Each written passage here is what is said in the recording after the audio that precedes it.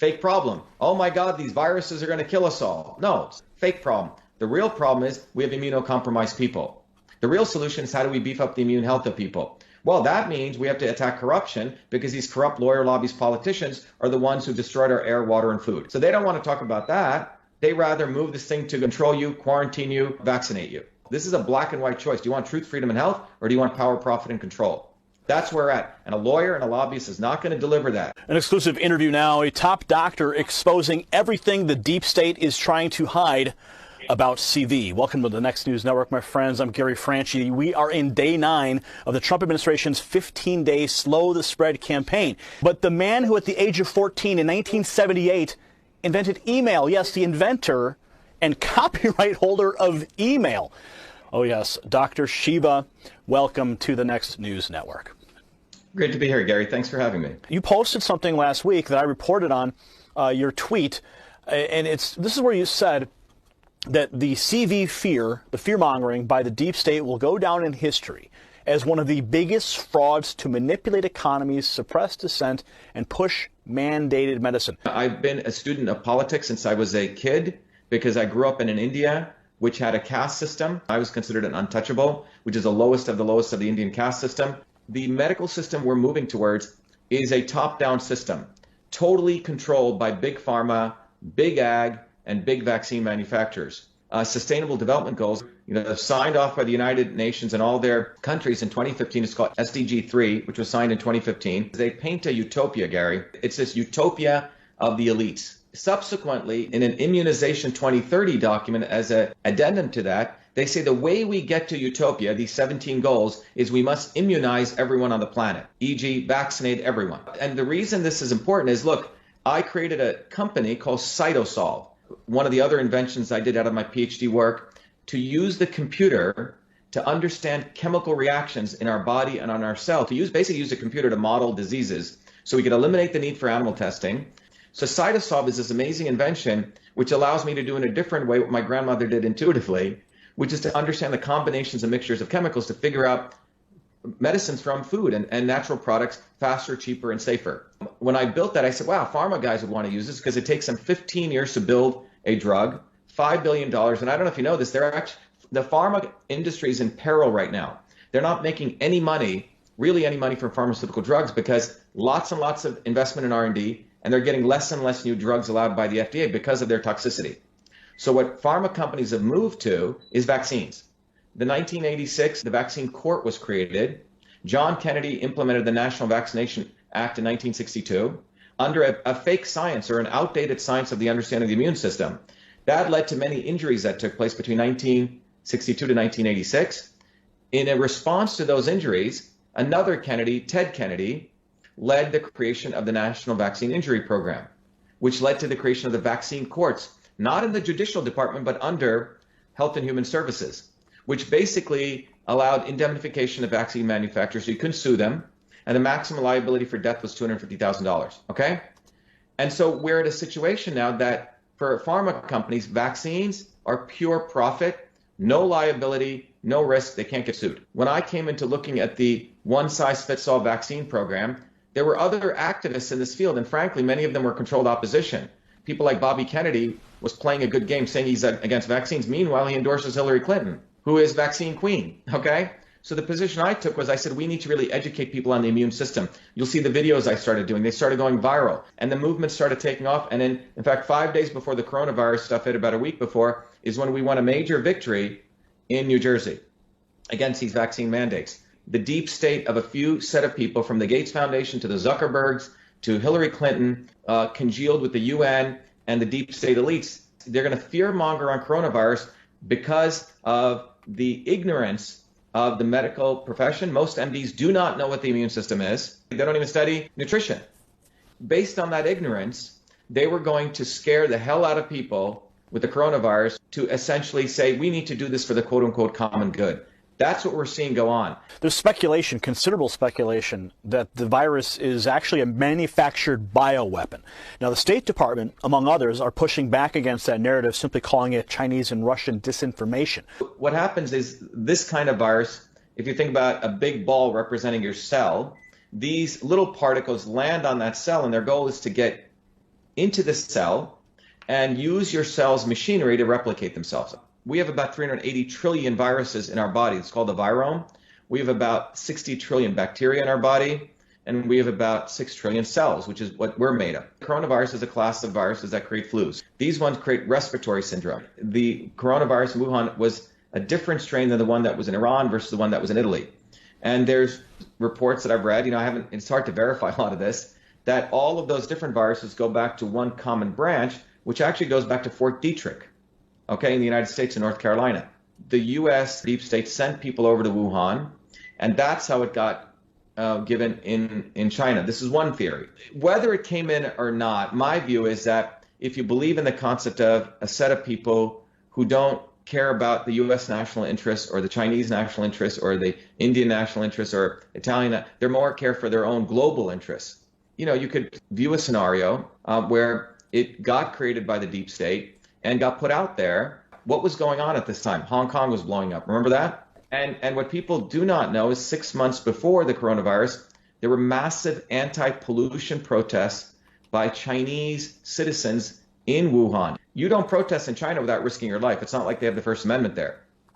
So large numbers of people are taking to the street and protesting, tens of thousands, because the Chinese government was going to build one of the largest incinerator plants there, which was going to just spew out pollution. And the people in China, the everyday people, really care about their health. And there have been pollution protests since 2007. It's extremely growing. And then you don't hear any news about it. You see Hong Kong completely disappear, serves the globalists. When you're a student of politics and a student of medicine, you start seeing these connections. Of the 30 vaccines recommended by the CDC for young kids, not one of them has been a saline placebo control tested. And in fact, the one that they said they did a test on the HPV Gardasil vaccine, it was a fraudulent test. That doesn't surprise me. So what do you think is going to happen with this vaccine? Do you think they're going to roll it out? Do you think they're going to mandate it like they just passed that law in Denmark? What they're saying is there's this boogeyman called the virus, and you need the vaccine to help you stop that, okay? Boogeyman, savior. Savior's Bill Gates, Clinton Global Initiative, etc., Big Pharma. If you actually understood the immune system, it's laughable. The reality is the immune system has evolved over billions of years. We grew up in bacteria and viruses. We're supposed to play out in dirt. That's how the immune system gets turned on. So what happens is it's people who have immunocompromised immune systems, which means their immune systems are not firing on all cylinders. So imagine you have 3 cylinders, it's only firing on 2. You know what happens? The third cylinder has to take up all the effort, right? Well, that third cylinder in immunology is called cytokines. It fires so hard that it overreacts. And it starts not only attacking the virus surface, but also starts attacking your own tissue. So it's your own body attacks itself because of a weakened and dysfunctional immune system. Well, how do you get a weakened and dysfunctional immune system? Eat sugar all day. Eat a diet that's no longer has any vitamin D and nutrients. And that's why I wrote that letter to the President of the United States. This is really about immune health. This is the fact that we don't get enough vitamin D, we don't get enough vitamin A, we don't get enough vitamin C. I mean, there's other things, but we can focus on those 3 things. In Chad, in African country of Chad and Djibouti, there's only been 1 COVID case and no deaths. Why is that? Well, because people live probably lives that we should probably think about living. They're out in the sun. They're, digging up roots. We may consider these people third world. So the solution is pretty simple. At least get out in the sun. If you can't do that, you got to boost up on vitamin D, vitamin D, vitamin D. We're not getting sun. We're not getting fruits and vegetables. But depleted culture for 25 years. Monsanto, those pesticides affect the gut microbiome, which throw our gut off. And then we're eating high sugars. I mean, it's a recipe for death. But we're not addressing that. We're like hyping up this virus. And what is the result? You have people hiding out in homes, people getting ready to accept fascism, not addressing the fundamental issue, which is immune health. I'm envisioning a time where we're going to see the same thing. Coronavirus vaccine is free for everyone today, right? So that's, I think, a future. Well, it's going to be even more. It's going to even be more unfortunate than that. It'll be, oh, Gary, your driver's license is coming up for renewal. Did you get all your vaccines? You can't travel. Hey, you can't take the train or the bus. Hey, you can't go to the gym. You can't go here. This is where this is headed. A gym will say, well, we can't allow you in here, Gary. We don't want to harm all of our other people, right? You remember when, who was it? Michael Jordan played with the flu. People are like, wow, look at Michael. He's playing there with the flu. He's strong, right? This entire thing is a master setup. It's chess move after chess move. And it's brought to you by Anthony Fauci. But now we're learning from the WikiLeaks drops that he is a huge supporter of Hillary Clinton, and somebody you have actually called destructive. Why should we be concerned with the advice that the president is getting from Fauci? Anthony Fauci, in my view, should be indicted. If people actually knew what this guy actually did, he's been with the government since Reagan times, 40, 50 years. And then Bush and Obama and all of the presidents up to here. How did he build his career? He built his career on the false narrative that HIV causes AIDS. Peter Duesberg, who I've spoken to, who was a truly great scientist, the youngest guy to get tenure at Berkeley. And Peter said, wait a minute. There is no causal relationship between this virus, HIV, which he considered a very harmless virus, and AIDS. He was vilified, all of his grants went away. And the guy that promoted this lie was Fauci's predecessor by the name of Gallo, Robert Gallo. Robert Gallo was brought up on scientific misconduct charges. He literally stole the HIV virus from France. He couldn't produce enough of the virus because they couldn't find it. He created a bogus HIV test. Fauci came to his rescue. I think there was a power play. Fauci essentially took the lead. Gallo was put into the back, and that was the beginning of this guy's career. He writes about how he hangs out with Bono and, remember the whole AIDS and all the stupid celebrities getting involved in this nonsense, right? Oh, yeah. So Fauci, he's a veteran of this. This ain't his first rodeo. He learned how to create bogus science, to promote bogus science, to create the fear of HIV causes AIDS. Billions of dollars were spent on this. A lot of people died because people used drugs like AZT. I had a very good friend of mine who died from it. And, people didn't learn HIV is frankly a harmless virus. Okay? The people who were dying from it were, again, immunocompromised.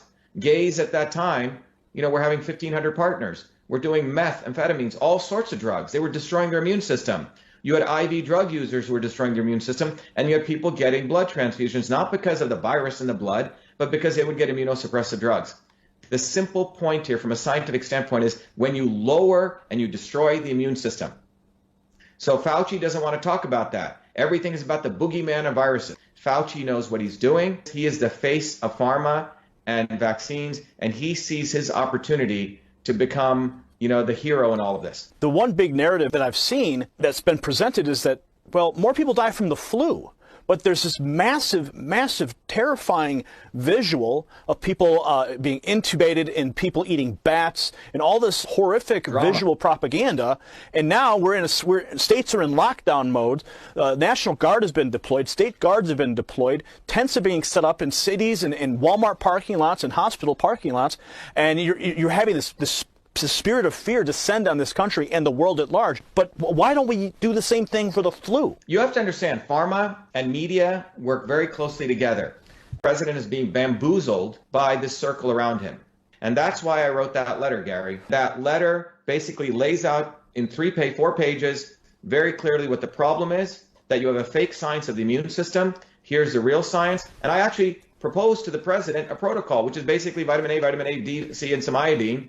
And I said, let's triage people into 4 groups. Those people are COVID, let's put them in one group. Those people are immunocompromised, let's give them this group. Those people who are in critical care, let's give them a particular IV vitamin C. And the third group, who are healthy, let's give them some maintenance dose and get them back to work. That's what we should be doing, not one-size-fit-all medicine.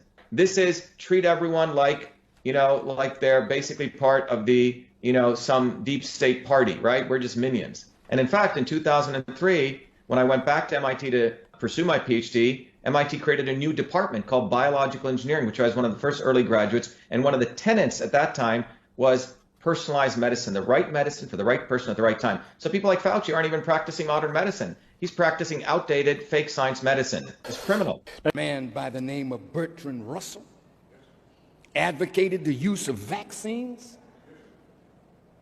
to induce partial chemical lobotomies.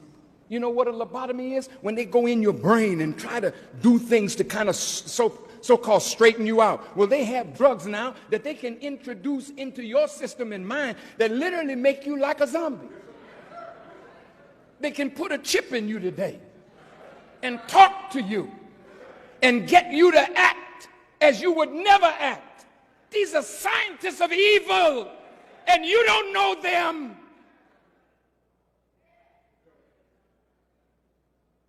And even when somebody will risk their life to show you your enemy, you think we are the enemy.